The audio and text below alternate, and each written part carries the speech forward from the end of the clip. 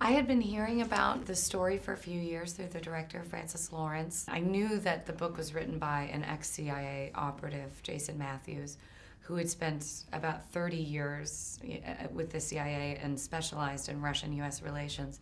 So already I thought that that was a really unique take to a spy movie because it's not, about the gadgets and the tools and the weapons and it's really about the kind of the human side of living a double life and what goes into being a spy. It was, yeah, because when we were doing Hunger Games, I became a fan of his immediately. His aesthetic is phenomenal. When we were doing the Hunger Games, we're kind of following the same characters, a continuation of a main story. This is a complete departure from something that we both did together.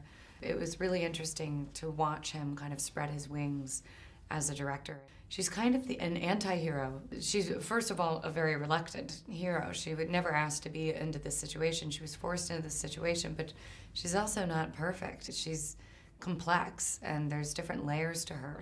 We start the movie out and we see that she has rage. She's very violent. She has anger. She's certainly not your ideal hero. I mean, ballet is the most difficult thing I've ever had to do in my life. I have so much respect for dancers, the physical and mental discipline that has to go into it. For me, I mean, obviously it would have been arrogant for us to think that with 4 months of training, I could look like a prima ballerina from the Bolshoi. So it was more important really for me to kind of learn the physicality of a ballerina and hold and move my body differently.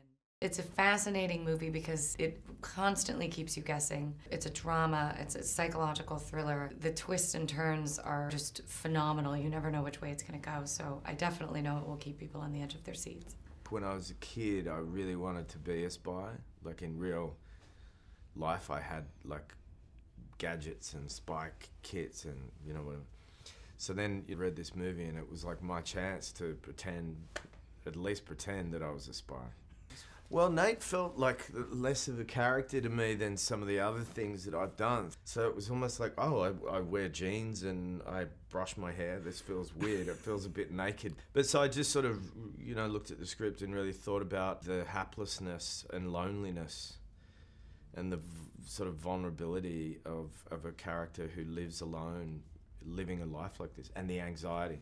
So I felt like a very kind of possible thing for me to do. Nate almost is the wrong person for the job because he's too honest. He sees the world through kind of hopeful eyes. He wants to do his job to make the world a better place. So I think the audience can feel they relate to him. I found it very difficult. How do you plot a movie? How do you plot a character through a movie like this? Because I think Nate is naive but not stupid, and he is hopeful for love, but also realistic.